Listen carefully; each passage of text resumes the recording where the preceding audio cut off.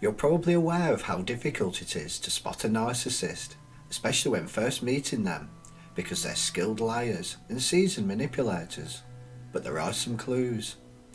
In this video, I'll discuss some of the traits to look out for when getting to know someone that should help you identify if someone's a narcissist or has narcissistic tendencies. Here's some things to look out for. It feels difficult saying no to them. Although the narcissist is in nice mode, you may still find it difficult to say no to them, and you might not be able to put your finger on why. Narcissists are extremely cunning and spend their life honing their skills, so they have numerous tactics to make it difficult to say no, and some are hard to detect. They may, for example, give you a gift, then quickly ask you for something, knowing you'll feel obliged to say yes. Or they may word a request as a direct order, using a permissive tone, so it sounds like they're asking when they're not. For example, they might say, "Let's go for an Italian tonight. Shall I pick you up at 7:30 or shall we make it 8? In this example, the narcissist hasn't asked what type of entertainment you want, or even what type of restaurant, and they haven't even asked if you want to go. Your only choice is 7:30 or 8. How considerate. If you find it difficult to say no to someone, then analyse why. Do they use subtle manipulations? Do you anticipate that they might be angry if you say no? A great way to test a narcissist is to see how they react to being told no.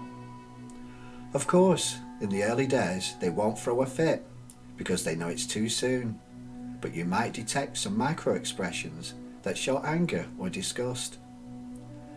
The first expression usually shows their true feelings, so if their face flashes with anger but is quickly replaced by a warm smile, then it might be time to make your exit, because they're hiding their anger at your autonomy, and they won't forever.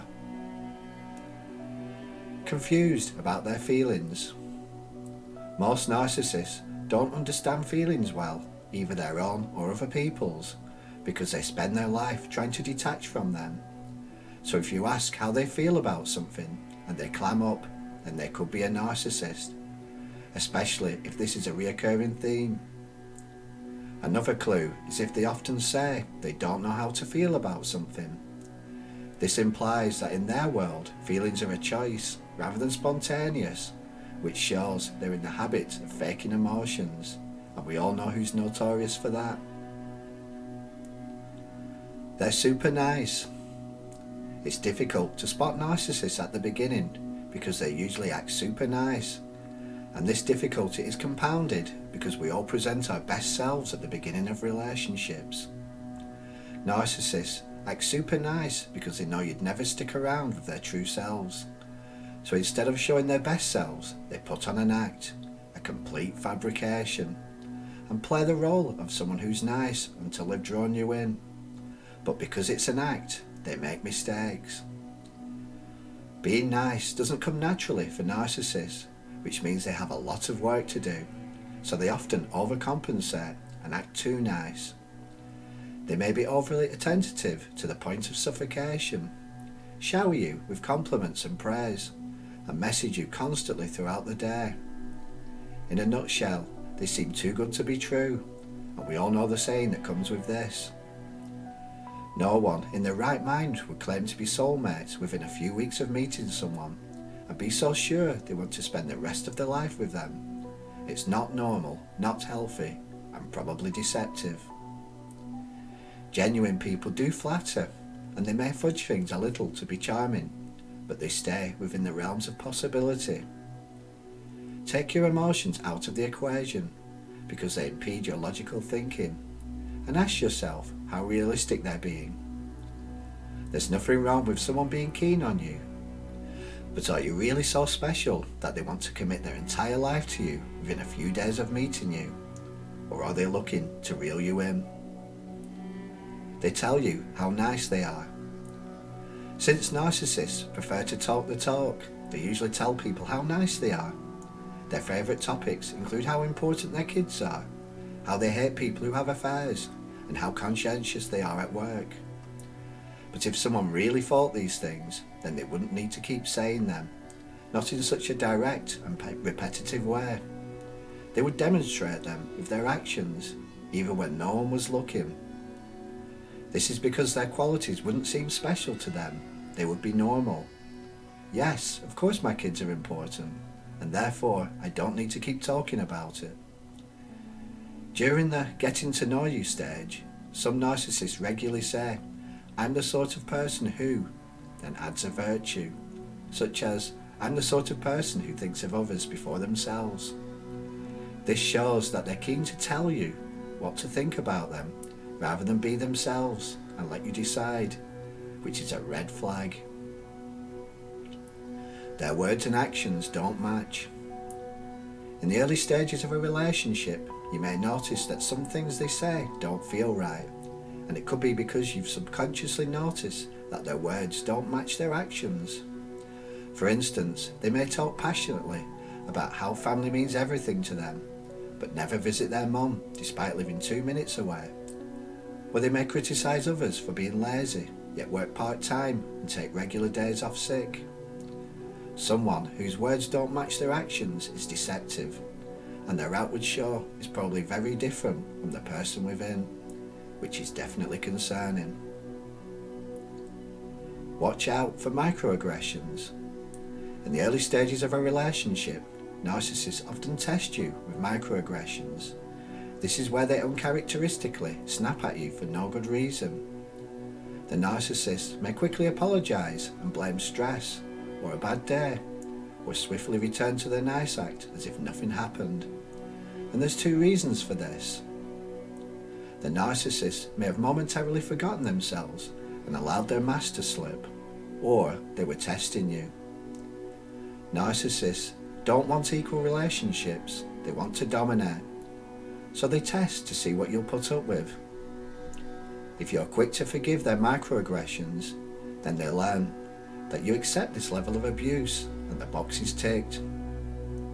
But this won't satisfy them for long. Narcissists are bottomless pits and always want more. So they up the ante and increase the levels of abuse and see how you respond to that. So if you feel that someone is gradually becoming more aggressive and more often, then it's a huge red flag, and you shouldn't put up with it, no matter what excuses they give. They talk badly about their ex. Obviously, no one gives a glowing report about their ex to their next potential partner, but they don't need to demonise them either. Narcissists often talk badly about their ex for 2 main reasons. The first is to smear them to you. The narcissist knows how badly they treated them, and they don't want you finding out, so they insure themselves against it by painting a picture of them being crazy, abusive, etc. So that if you ever run into them, you won't believe a word they say. The second reason is that the narcissist may be genuinely angry with their ex, not because their ex did anything wrong, but because they blame them for the relationship breaking down, because narcissists don't accept responsibility for their actions. So if they talk alarmingly badly about their ex and have nothing at all good to say about them, then it's a huge red flag. Watch how they treat people. Narcissists often talk the talk and may walk the walk when they think you're watching, but again, they make mistakes, so watch out for the subtleties of how they treat people. They may dismissively wave away a waiter when they're done with them, be rude and confrontational to drivers, or sound cold and uncaring when on the phone to their family. Of course, they always have an excuse if you challenge them. They might claim that the waiter was ogling you, or that the other driver gave them a rude gesture that you didn't see, and they're usually quick to change the subject. Look at how they treat people who have less power than them, or those who can't give them anything they want, because if they treat these people noticeably worse, then it's another red flag. Also, look at how they treat their ex, particularly if they share children with them. If they're unnecessarily aggressive and rude to them, then this shows you what type of person they are, and one day you could be that ex. If the narcissist is love bombing you, then you might notice a world of difference between how they treat you and how they treat others. And some people wrongly consider it flattering that they're the only person they treat well, like they've tamed the beast. But it's only a means to an end, and if you stick around long enough, they'll treat you just as badly. Look for someone who treats everyone with respect. They don't have to be a pushover, but if they're respectful to everyone, no matter how unimportant, then they're likely to be respectful to you. Final thoughts. The key is to look for evidence rather than blindly believe what a potential partner says, because narcissists are great at telling you how wonderful, kind and caring they are, but not so good at actually doing it over the long haul. Take your time in new relationships and keep a close watch, because if they're a narcissist, they're likely to slip up over time and show glimpses of their true selves. Narcissists are also likely to rush through the stages of a relationship and have you married and living with them by the end of the month, because they want to lock you in before they slip up. So if someone pressurizes you to move faster than you want, then it's a big warning sign. And finally, be willing to walk away. If someone is abusive and detrimental to your quality of life, then you're entitled to walk away. You don't owe them your loyalty if they're displaying toxic behaviours. You are yourself, so know your value and stick to it.